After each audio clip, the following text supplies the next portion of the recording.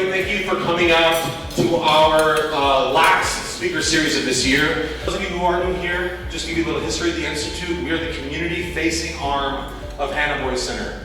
And the goal 2.5 years ago was to, for the first time in over 70 years, go to the community and find the reasons for why the boys were actually coming here. Because in the last 10 years, the demographics of our boys, no different than those in the school districts and the Boys and Girls Clubs, have shifted drastically. And they've also come closer to home. Most of our boys come from Sonoma County, if not the North Bay. So we're really taking care of community and going back to that. And not necessarily driving the boat, but doing it collaboratively through partnerships. Like Luz, who's here today, the school district, Boys and Girls Club, the Sonoma Valley Community Health Center, who also services our boys here at the Health Center, and many, many more around the county beyond the valley. This today is something I'm super excited about. The speaker series is something that we launched right out of the gate, and we've just been bringing different professionals and experts in multiple fields to Sonoma Valley to share. And in the last couple series, we've changed from just being a speaker to being a little more experiential. For some of us with kids or who are living the rock star life, 7:30 is super early. So we thought maybe doing a little experiential work would help with that, as well as the food and the coffee. Breaking bread the way people have been doing for thousands of years, which actually is the historical purpose of this valley. A few years ago, Madrone Vineyard was doing an excavation to launch their new Valley of Moon Space. And what they discovered was there were remnants from every indigenous local tribe there. And what they think happened, because it's all theory, in a sense, is that no one actually lived in Sonoma Valley. The four indigenous tribes, the Pomo, the Miwok, the Wapo, and the Winton people would declare peace, come in out of the hills, sit in the springs, share their art and their wisdom, and then go back. And so by gathering like we are this morning with bread, with food, we are reclaiming that purpose and healing, which I think is really apt given the name of today's speaker series. Compassion is so important, I tattooed it on my wrist 10 years ago. Something I learned from students abroad. And it's something that I think we direly need in a very polarized time, not only in the United States, but also here in Sonoma Valley and the county. We are a purple community. People say that Sonoma is for weirdos. Not fully true. We are red, we are blue, we are purple, we are yellow, we are brown. We are a spectrum of colors. But the issue is that our culture and our history dictates how we interact with each other and how we hear people and how we experience things. Compassion is not innately ingrained in our DNA. It's something we have to experience and practice and learn. And so today's speaker really dives into that and how we can better do that as a community. Because it's affecting our kids. If you look at the events in the Valley in the last 6 months, we've had one shooter warning at Altamira, one at the high school. We had a stabbing of a teen at El Verano earlier this week. West Handmade Burgers got shot out by BB guns, whether it's BB guns or AK-47s, it's a big deal. Things keep happening. Someone stood out the SWAT team in the Springs with a machete and a handgun in a shed for 3 hours in the last month. And it's coming to a head. And the only way we can do this together is by having compassionate dialogue and showing up and being vulnerable and seeing ourselves in others. And so today is really important. And also because it's the first speaker we've had who's actually a local. Dr. Nancy Dome lives in the Springs. We have a lot of wisdom here in the community, and that's the next step, is how do we tap the geniuses that live amongst us and help them come into the front light, or the spotlight, as it may be. I love Nancy Dome, she's a good friend, and I'm going to sing her praises, so please give me about 2 minutes. Dr. Nancy Dome has been supporting children to overcome their barriers and developing educators for over 20 years. She's so amazing, she delayed her PhD so that she could write her paper and her dissertation in a real language so that her mom could understand it. Just to give you that concept of meeting people where they are. Starting her career as a child care worker, she has always had a strong desire to support those students most at risk. Realizing the education track would allow her greater flexibility and reach than the social services track. She re-educated to become a teacher and spent 10 years working in multiple capacities ranging from classroom teacher, mentor teacher, and teacher on special assignment in the juvenile court and community schools in San Diego. Roles which allowed her to train and support teachers in becoming more culturally competent educators for the diverse population they served. Dr. Dome's passion for education prompted her to obtain her doctorate in 2004, which allowed her to secure a tenure-track faculty position at CSUSN in the College of Education. There she spent 7 years working with future teachers to build their capacity in the classroom with a social justice focus, building their awareness around the necessity of being culturally competent. During that time, Dr. Doan coordinated a College of Education program that sought to identify racially underrepresented undergraduates and support them in becoming teachers to help diversify the workforce. Saints work, as my mom would say. In 2008, Dr. Doan accepted a position with Pacific Educational Group as the Director of Online Programming, where she developed online professional development opportunities for individual teachers and school districts. Realizing that online would be providing greater reach, genius ahead of her time, she provided hundreds of educators with interactive and transformative curriculum that challenged and inspired them to work as advocates for their underrepresented student populations. Today, Dr. Doan continues her important work as founder CEO of EPOCH Education, whose primary charge is to provide current, accessible, and transforming professional development for educators on the topics of equity, critical race theory, and culturally relevant teaching and learning, to support educators develop the necessary cultural competencies needed to teach the growing diverse student body. We are honored to be her colleague and her partner. She's also one of our Board of Regents recently. Please welcome to the stage, Dr. Nancy Doe. Thank you, thank you. Thank you so much. Can you hear me? Let's see, can you hear me? Because I'm not going to use that, but I will use this. So good morning. Thank you so much for being here. I know it's super early. And like Nick said, it is going to be interactive. So I hope we're getting close to where we are with our food, because I'm going to invite us to have some conversations, and I'm also going to invite us to get up and move around the room a little bit as we go through. The hour is going to go by pretty fast.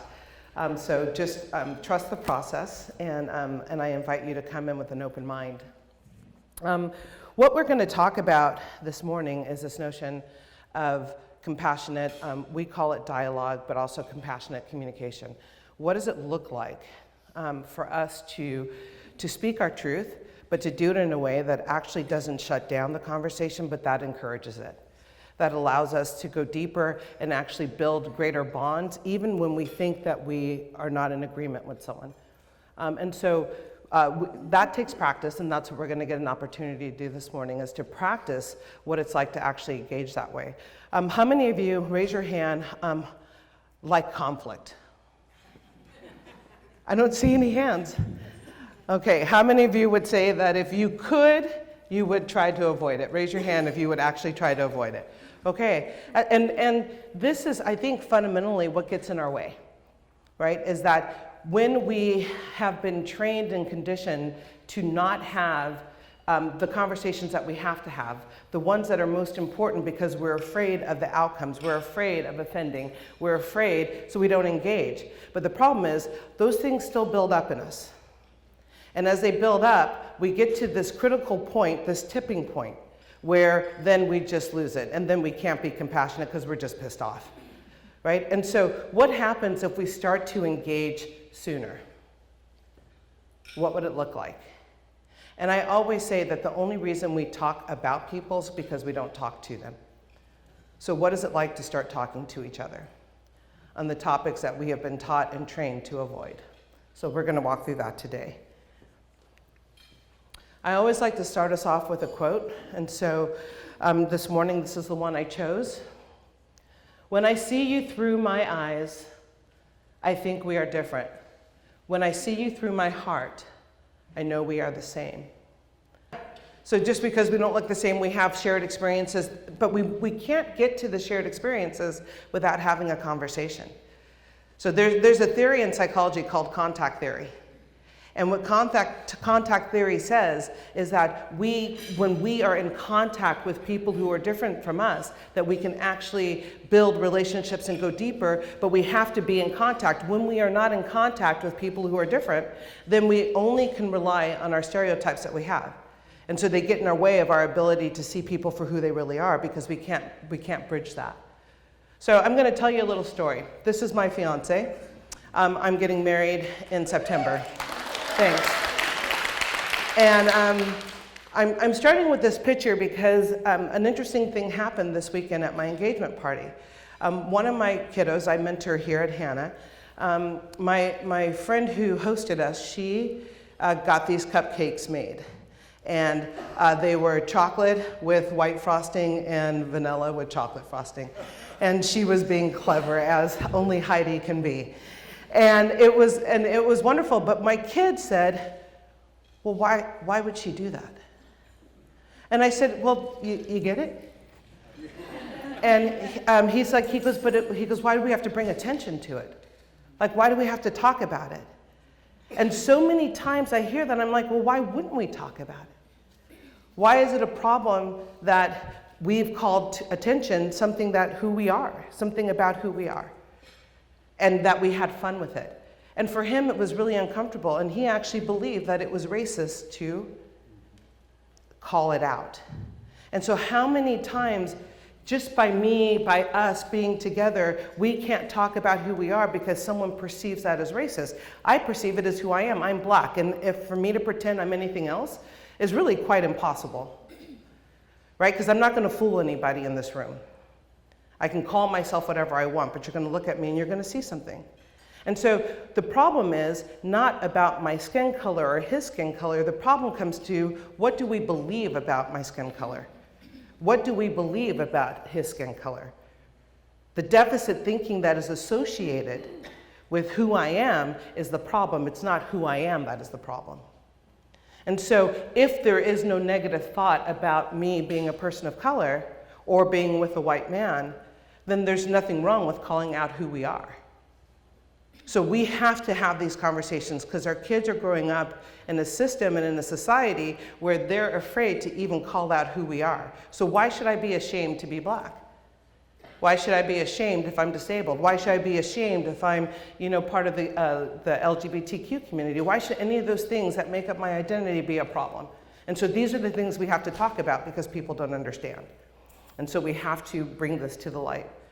So what we're going to do is we're going to do little introductions, and I'm going to let you start at your table because you feel comfortable, or more comfortable before we move around.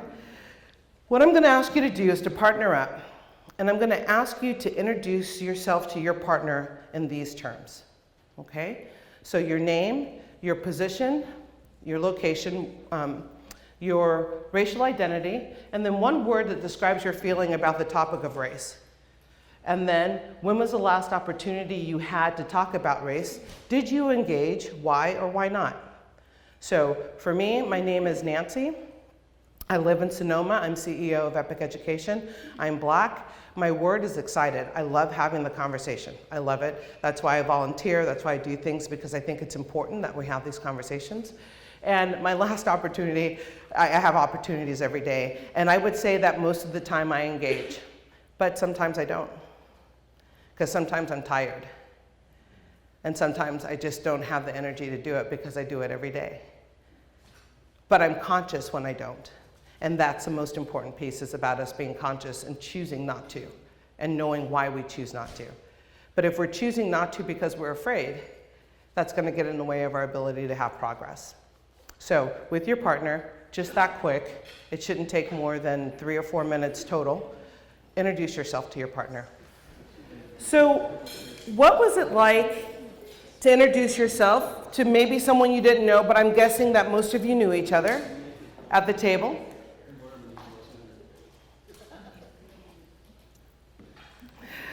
What was it like to introduce yourself in those terms? Yeah. Yeah, say a little bit more, fine, talk about it. I was fine. I mean, it's because it's who I identify. Okay. Black man. Yeah. One of those things where it's like, can't escape it. You can't escape it. It's how you identify you're a black man. Okay. Anyone else? What was it like to identify yourself and to share yourself this way with someone? Yes, sir. Pretty easy because we're here today. Yes. Okay. I appreciate that. So, did anyone struggle with it? Yes. Yeah, I know my partner, so I'll preface with that. But it's not a topic of conversation that she and I have really ever had. Right. So it was a new level for us. Yeah. And how long have you worked together? Oh, years. Years. And this is kind of the crux. Thank you so much for sharing. Is that we work together, and yet some of the biggest pieces of our identity we keep hidden, and some things that we can't hide, but we don't talk about them. Like, and so what is it like? There was an article that came out, and it was titled, "My White Boss Asked Me About the Shooting, and It Changed My relationship." And it was something about a woman of color walking into her office after a mass shooting, it wasn't a mass shooting, it was a shooting of another black man. And the boss came up to her and said, "How are you doing? How are you doing today?" But it was actually really appreciated because you're impacted by that. So when we started the school year in the fall, there was a little girl in Florida who was sent home from school because she had braids in her hair. First day of school, 6 years old. And they sent her home because extensions were no longer allowed due to the ed code. Her first day of school. So I read this and I am impacted. I'm impacted because our kids at 6, they shouldn't be having to deal with this. And then I have to go do a training on critical race theory. And I'm already coming in a place where I've got luggage that I'm bringing into that room because I'm so hurt and upset about what happened. And so how refreshing it would be to have someone just talk about it and feel like this is something we could talk about, as opposed to us being hush-hush. We have to have interracial dialogue if we want to build relationships that last. If we want to talk about how to support this community, we have to start to bridge those lines and those gaps that exist. There's a lot of separation in Sonoma, and we can do better. But we have to be willing to have those conversations, because that's when we truly get to know who each of us are, right? So I'm going to walk us through a protocol, and I'll start with this quote here. This is from, if you don't know Margaret Wheatley, she's a really wonderful author. She's also a Buddhist monk. And she says, "Who do we choose to be?" is the title of her new book. And this quote came out of that. "We cannot change the way the world is, but by opening to the world as it is, we may discover that gentleness, decency, and bravery are available not only to us, but to all human beings." We all have the capacity, but we have to practice. So the protocol is called compassionate dialogue, and it's a made-up thing, but the idea was like, if we take compassion, which is feeling and showing sympathy for others, it's showing concern, and we put it with dialogue, how would that change the way that we're engaging with each other, right? Because dialogue is about resolution. It's about having a conversation to resolve an issue. And if we do it with compassion, how might that change?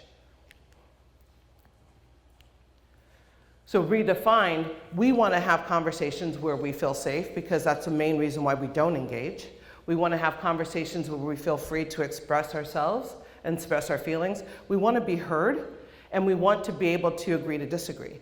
So my goal is not to convince all of you that I'm right. My goal is to be heard and to hear you.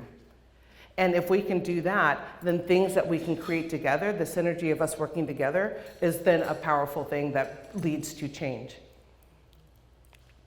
So the 3 pieces of the protocol are recognize it, interrupt it, and repair it. And it seems very simple, and it is to remember, but the idea is that if we can do these 3 things, we will actually start to go deeper in our conversations, but also go deeper in our relationships that we have with people. You have on your table, there is a protocol card that puts it in detail that you'll be able to walk through in a little bit. This is going fast. I don't understand what the problem is. All right, so the 3, recognize it. We want to be able to identify the offense. And I think the recognize it is probably the easiest thing for us to identify. When we feel someone, and you all know that feeling when someone says something or something's done, and you're kind of like that didn't sit well with me. So to recognize it, but what we don't do is that we're uncomfortable, we experience the discomfort, but not always do we take the time to figure out what feeling is behind it. And that's super important. I believe a lot of our disproportionality and disproportionate discipline in schools has to do with us recognizing but not being sure what the feeling is that is associated with it. So I can tell you this. If what I recognize, if I am angry, then as my friend says, I need to ride my emotional wave. I probably shouldn't open my mouth right away. I'm a Sagittarian, I'm a fire horse. I need to just, for a minute, take a deep breath and let it go. If I'm hurt, it's completely different, my response. If I'm hurt, then my kids know that they're gonna end up probably with a lecture, especially if I'm hurt and righteous. Then just be ready for an hour of me just lecturing you about what you did wrong and what we could do better and how we are all better than this, right? So depending on my response. So if I don't understand that anger triggers a reaction to me, that then means that if a kid says to me, and we hear this all the time, you're a racist. I was called a racist when I'm teaching. I'm like, really? So what does that look like? Which is very different than go to the office. Right? So kids are saying, they're practicing, they're trying to figure out how to engage, they're angry. They're saying things to get an effect, right? And we give them the effect that they want. And we reinforce to them why they can't trust us, right? And so we have to ride our own emotional wave so that we can recognize what is the feeling and then let the feeling flow so that we can move to the second part, which is interrupt. The interrupt calls for us to step in and stop whatever's happening. Now, we have no issue if you have children or you work at schools or whatever you do. If you see people fighting, we don't even think twice about interrupting that. But what happens when you hear dialogue, microaggressions, little things that happened? What happens? What do we do to support each other in those moments? Because if you are feeling triggered, but then you walk away, that doesn't allow us to actually take the conversation further, and it doesn't allow us to actually educate the person who said something. Because I would say that a lot of the times, especially when you're in a community of people that are well-meaning, that are all here for the same purposes, a lot of the times the things that are said are not intentional to be hurtful. They just are. And so how do we interrupt that? The intentional ones, we know better what to do with. It's the unintentional ones that we believe are unintentional. So how do we step in? And we offer a list of questions. We're going to have an opportunity to practice. The third step of the protocol is repair. And I would say that this is probably the one step that we do really poorly, pretty much collectively, which is how do we come back after we've interrupted, maybe a day later, a week later, a month later, and actually re-engage, so that we can deepen the relationship. So I say that the only time we actually have to repair is when we live in the same house with somebody. Because you can only sleep in separate bedrooms for so long. You gotta eventually talk to each other. But what happens in a workplace? When you've had a little interaction or discourse, what happens the next time you see the person? Right? Typically, you start avoiding. Typically, you're not talking as much. That is harmful to the workplace, and it's harmful to your collective goal. And so what would it look like to actually come back and re-engage so that you can heal what might have been broken? So we're going to practice that. I'm going to ask us to turn up the lights just a little bit. Thanks. So what I'm going to ask you to do, and I'm going to give you all the directions first and have you do it. So I'm actually going to invite you to stand up, and I'm going to invite you to find somebody at another table, someone first that you don't know, and if you can't find someone you don't know, then someone you don't know very well. And this makes it a little bit of a richer experience because there's that little bit of fear, that maybe discomfort that might be there because you don't know someone. And this is a good thing because we're practicing, right, the discomfort. So you're going to partner up, and you're going to have a choice of 4 prompts. What I'm going to ask you to do is when you find your partner, pick one of the 4 prompts that I'm going to put up there. And don't do anything else. Now, all of us, you're all leaders, you're all educators. What I'm going to invite you to not to do is not to try to fix it.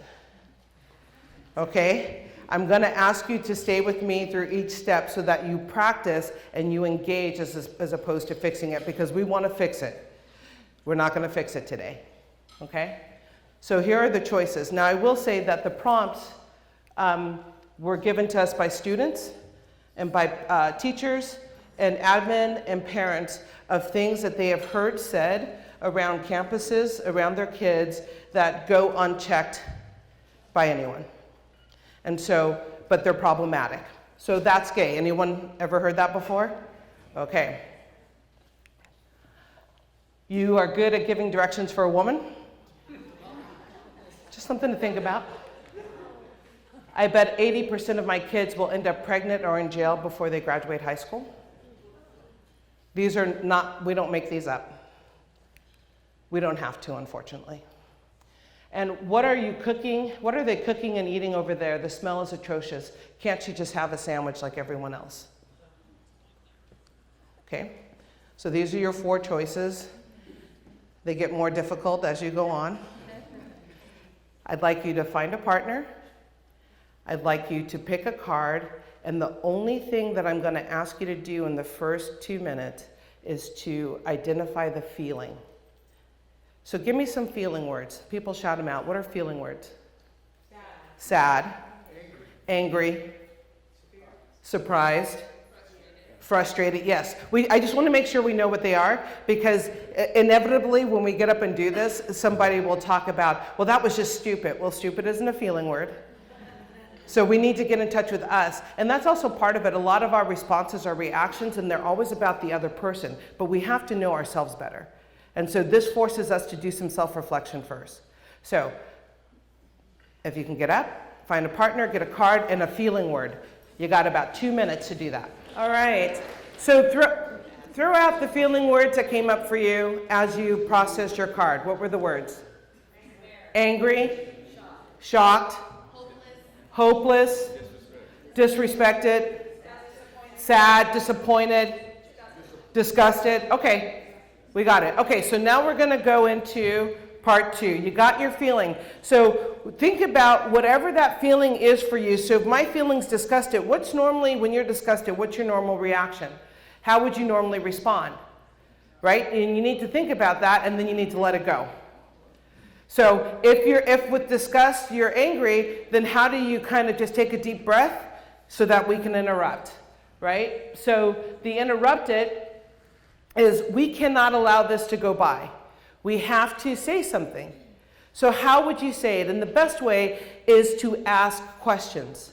And it seems very simple, but it's hard, because when you're disgusted and when you're angry, you want to tell somebody something. Right? You want to tell them how ignorant it is, or, well, that's just so disrespectful, or, but it's a lecture. But we have to actually pull ourselves back and ask questions, because we need to get down to what is the root cause. Like, where is this stemming from? And we think we know, but we can't know for sure until we engage in a conversation. Like, you think you know me, but you don't know me until you've talked to me. And so let's figure out, because these people at the end, your initial belief about this person may in fact be true, but it also may not. And you won't know unless you engage first. So these are some kind of sentence starters you can go, but what's comfortable for you? If you were in a role play right now, still remembering that card you chose, how would you interrupt it? What would you say to your colleague when you heard them say that? So just pretend that your person standing with you said that. What would you do? What question would you ask to get them to tell you more? Okay? Okay, we got that for about 3 minutes.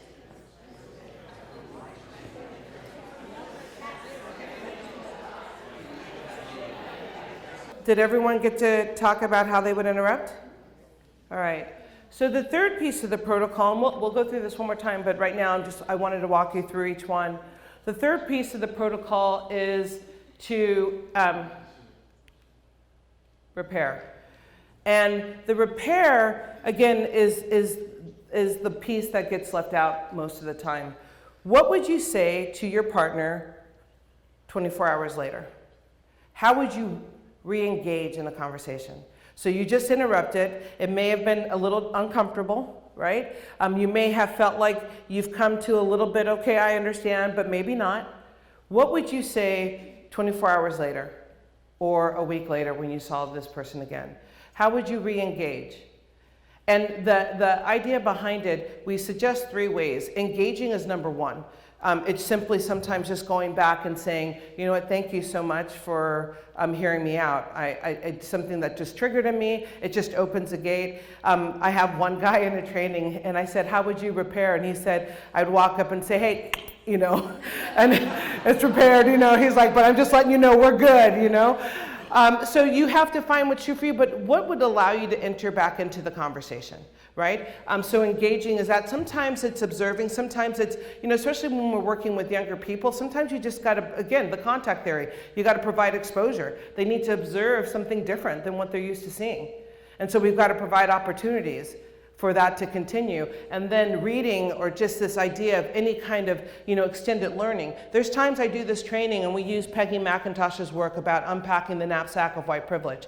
And sometimes folks really struggle with that work. Like they struggle with the concept of white privilege. And so, you know, I had a person come up and really say, you know, I get where you're trying to go, but you know, this wasn't my experience. I grew up poor. So what I did was I just sent her another article that she could read that I thought did a better job than I did of explaining it, you know, just another perspective. So there's ways to engage folks depending on the dynamic, depending on the relationship, but typically we're gonna try to engage. We're gonna try to make some kind of contact. It could be asking someone for coffee and just, you know, sitting down and talking, or bringing someone coffee, some kind of peace offering. Now, the one thing that I will say though, is that the repair is the responsibility of the person who interrupted, which seems weird. But if you interrupted, you're the one who had the problem with what was said, which means the onus falls on you to be the one to repair. So if you're expecting the person who said the comment to come up to you and say, thank you so much for interrupting me, I'm not sure it's gonna happen, right? And so there's a lot of responsibility in the communication, which is, it's actually on you. So if I felt like I had to interrupt you, then I also have the responsibility to repair it, to make sure that we're okay. And it doesn't guarantee that we will be, but it makes it a lot better, because if we don't, we already know what's gonna happen. So what would you say 24 hours later, based on how you just interrupted, what would you say to that person to re-engage in the conversation? Go ahead and talk to each other. If you're foursome, what I'd like you to do is just talk about this process. What worked for you? What was difficult? What would you need to practice on? Just talk to each other about what it was like to go through the 3 stages together.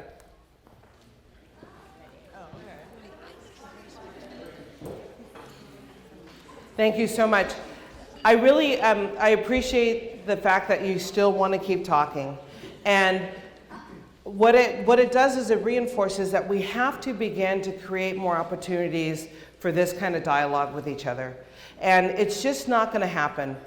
We've actually put a lot of systems in place that ensure that this level of dialogue doesn't happen. And it doesn't have to, it's not about race, it's just about anything that, if something is triggered in us, what is it like to actually know that we can have a discourse with each other? And so we have to be mindful about creating opportunities to make this a reality. You could do activities before your staff meetings, working with kids, but if we don't practice, it's never going to happen. So some of the ways to use the protocol, and I know again it seems oversimplified, but I have used it pretty much religiously for the last 15 years. Personal issues, when you're stuck, I can do the protocol for myself, kind of recognizing some issue that I have internally. What we just practiced was interpersonal, and then organizational, and this is where we also want to get to, is like, what does it look like if we start having more conversations around our organizational practices, about the things that we do, about representation. You know, we talk about wanting to diversify our boards, and yet we don't know how to do it. Well, we got to figure out how to do it, and we have to have real conversations to figure out how to do it, right? These are real things. We talk about, you know, our kids being over-disciplined. Well, that's a problem that we can figure out together, and it's not in creating more policies. It's actually more about having conversations and building relationships with our kids so that we don't need to discipline them. Right? And so we can put this protocol to anything that we want to do, and you begin to see that it makes a difference. It just it forces us to reflect, and it forces us to slow down a little bit. It's hard to see what's happening there, but it's just punching. This is, I use this as my representation of this call-out culture that we're in right now. And there's a lot to be said about the call-out culture, as far as it's gotten people to, you know, to stop kind of harassing and trolling people, but it's also gotten to the point where we call out without compassion, and we shame, and we shut down situations. Now, mind you, there are some things that have to be shut down, but what the conversations that we're talking about on a daily basis don't need to be shut down that way. And so while we're, you know, if we look at social media and we look at everything happening out there, and it's like, yeah, you know, she shouldn't have said this, or why is she doing this? I'm gonna invite us to think a little differently about it. There was an example of, I think it was, well, someone famous, who used the term "gyp" online on her tweet, and someone called her out, but did it in a way that was very compassionate, explaining, did you understand the historical context and the origin of that word? And she had no idea, and she apologized publicly. How different is that than someone going up there and saying, you know, you're a racist, how dare you use that term? Right? It's a whole different conversation. So while we need to be responsible to hold each other accountable, we can do it in a way that's decent, that's respectful, that's kind. And it doesn't mean it's going to stay, it doesn't mean it's not going to get heated, but we can still do it from a place of love. And so that's what we have to practice. This thing is, there we go. So on your table, there is a card that has the protocol that we just walked through, but if you flip it over, it has a little worksheet kind of thing on it. And what I'm going to ask us to do for just a minute is, can you, in your role, recognize something that requires your attention? Maybe it's a person, maybe it's something that you need to do that you know has not quite been right, like some healing that has to happen. And so my invitation for you is to take a second, if you have a pen, and write it down. Is there one thing that you know that if you took time to think about it, that you would want to begin the process of healing and repair? It can be just a name. I got one name that comes to my mind. I've been saying this for about a year. I think it's time I do it. Sometimes it's like that, you know. So write it down. And then make a plan to interrupt it. So when you make a plan, when you actually think about it, it actually makes it easier to follow through. So if you have something or someone in mind, what are you going to do to interrupt it? Is it that you're going to, you know, invite them to have lunch with you? What are you going to plan it so that you can actually manifest it? All right? The repair has to wait. The repair always depends on how the interruption goes. If the interruption goes really well, then the repair is super easy. If the interruption doesn't go really well, well, you might need to interrupt again. And then maybe the repair is over many, many days, many, many months. But the idea is that if the relationship is worth it, then it's worth the effort of putting it into it. And if you're working together, I'm going to say it's worth it. Because you can't be as effective as a team working together if you're not connected with each other, if you're not getting along. All right? And then finally, practice, practice, practice. You got to be willing to push against the status quo. And so anyone play an instrument? Raise your hand if you play an instrument well. If you play an instrument well. Anyone speak another language, a second language? Yeah. Anyone had to practice at anything to get good at it? Right.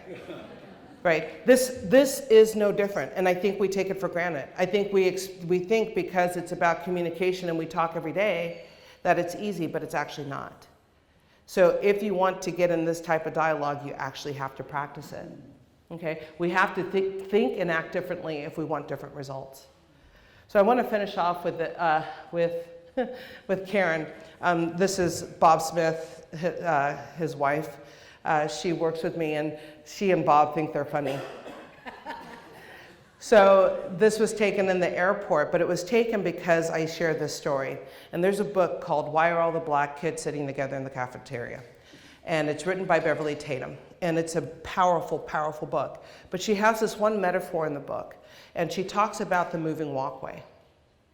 And the moving walkway, if you think about the airport, which is where Karen is, this moving walkway just keeps moving. It's slow and it's steady. It doesn't require a lot of maintenance. It's kind of been built to just go. And it's slow and steady. And she likens that to institutional racism. And she says it's just slow and steady. It's so ingrained in our system that it just goes. So I want you to think about us standing on that walkway. If we're standing on that moving walkway, what's happening to us? We're being carried with it. We're part of it. We're supporting it. We're not dismantling it. We're not challenging it. We're not breaking it down. But we're passive. Like I like all people. I don't see color. All those things, right? But we're part of the system. So what she says is that if we really want to fight this system, we have to turn around on this moving walkway. Kids do that really well. You see them? And what happens to the adults when kids turn around on the walkway? We're upset. We're like, get out of the way, control your kid. We've got all this narrative. But the kids get it. They actually get it. They're okay with discomfort, so they turn around because they know that they got to get to wherever they got to get to. Well, we have to turn around too. But it's going to be the same for us, because when we turn around on this walkway and we start having different conversations, you're going to get people in your inner circle who are not interested in these conversations that you're having. And because they love you, they're going to be committed to turning you around. They don't want you walking this way. And my goal in walking this way is to get you to turn around with me so there's more of us. And so we're in this struggle. Right? And then when it gets too hard, and I've seen it happen, when it gets too hard, we stop walking. But what happens to us on this moving walkway if we stop walking?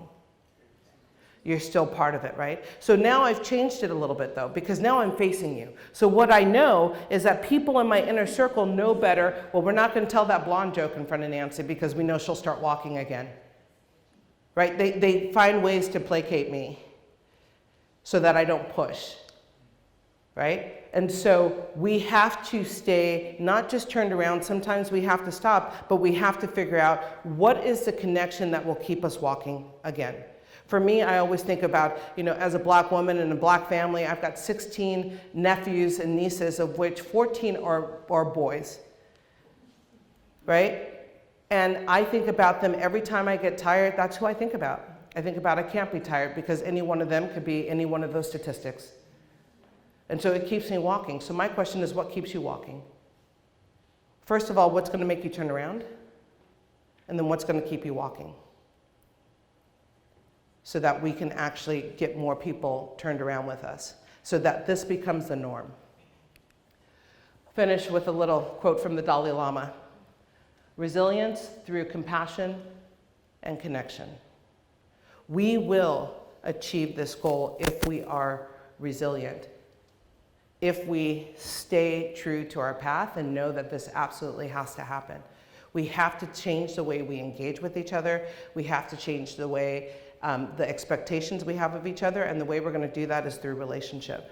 It's not going to be through policy. It's not going to be through someone telling us we have to do this. It's going to be through one-on-one, us connecting with each other and with whoever we're serving. And connecting in a meaningful way where their voices are at the table, not where I'm telling you what I think is right for you, but where you actually tell me what you need from me. It's a very different conversation. We've got a couple minutes, so that's the end of the presentation, but I'd love to maybe throw out time for a question or two if anyone's interested. Yes? I believe everything you say, and I am But I have my question is, just a few months ago, this happened here in Sonoma with me and some other people about gay issues. And I recognized, I talked to the person, I interrupt, I talk to the person, but then when he gets to the repair, I'm willing to do the repair and talk and have a conversation. But when the other party shuts you down and doesn't want to go, what do you do after that? Yes. You know, so, and that's, Marcelo, that's a really great question. It's really about resilience, but you have to not be tied to the outcome, right? You have to not be tied to them actually coming around. I will tell you that I kept trying. I had a colleague just like that. We actually tried to destroy the company internally because of how bad we were communicating. And one day I was just like, let's go get coffee. He's like, it's not gonna work. I said, look, you're a coffee addict. I'll save you $3 or $5. We'll have a cup of coffee, and if by the time we finish the line you don't want to talk, then we don't have to talk, but you got a free coffee. We ended up talking for 6 hours, and it changed things. Now, I'm not saying that that's the way it's going to go for you, but what I'm saying is that we don't give up in the repair. We keep, because what we're trying to do is show to the person that we have moved forward, we are moving on, and there may be a point where the repair is just to let them go. But you're clear in your process. You are clear that you've done what you can to try to heal the relationship, and the responsibility then is on the other person. But if I'm not willing to engage, then I can't know where it could go, right? So there's no guarantee in using the protocol that you're gonna have a happy ending. In fact, it's gonna be more complicated in a lot of ways, but it will be better. And this I can promise you, is that the people who are in your circle, the people that you are engaging with, will be people that this is the norm for the kinds of dialogue that you're having. And that's what you want in your life. You know, I want someone to tell me when there's something between my teeth. I want someone to tell me when I've said something inappropriate that I didn't know. So there's no guarantee, but I don't give up. It's not just once. And so the repair sometimes has to continue and continue, and sometimes the repair is letting go. Yeah. Yes? Oh. Just in the name of time, because I know we all have a million places to be, can you stick around to answer some questions? I'll stick around. It's 9 o'clock, sadly. Thank you so much for your time. Give it up for Nancy Doan, please.